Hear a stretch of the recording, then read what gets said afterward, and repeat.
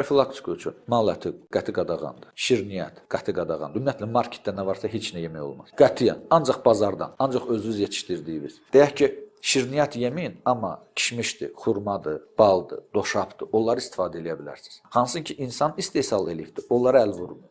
Təbiət özü yaratdığından istifadə edir. Hərçənd ki, orada barmaq eləyiblər, genetik modifikasiya orqanizmlər yaradıblar. Amma yenə də bu belə. Qatıq, süd məhsullarından istifadə edin. Gen bol istifadə edin. Sarı kök, limon, sarımsaq, bir də ərik tundan badam. Acı badam, ərik tunlar. Onların tərkibində B17 vitamini daha çoxdur. Belə ki, bütün çərəzlər də var. Amma onları daha üstünlük verir. Limonu, mümkün qədər çoxlu limon istifadə edin. Lap buzlanmaya qoyun, çıxardın, süzgəcdən keçirin, yeməklərə əlavə eləyin. Bir çay qaşığı bal qarışdırın, limon sıxın, için. Limon gen bol. Sarımsağı çiynəmədən doğrayıb udun. Ayda bir dəfə 1 stəkan sarımsaq udsanız, bir çox problemləri yığışdırmış olarsınız. Yeməklərinizə gen bol çətənə yağı, qarazirə yağı, kətən yağı, zeytun yağı gen bol istifadə edin. İndi izləyicilərimiz, tamaşaçılarımız üçün bu minimal bir işləri görsə, hardasa profilaktikasını eləmək olar. Və əlbəttə ki, bir niyə də psixoloq kimi, psixoimmunoloq kimi deyə bilərəm ki, ən güclü müdafiə, moşu demişkən, xoşbəxtlikdir, saadətdir. Elmi cəhətdən əsaslanır ki, bizdə enkifalinlər, endorfinlər ifraz olunanda biz salamat oluruq. Yuxu yatanda melatonin ifraz olunur, onunla da daha sağlam oluruq.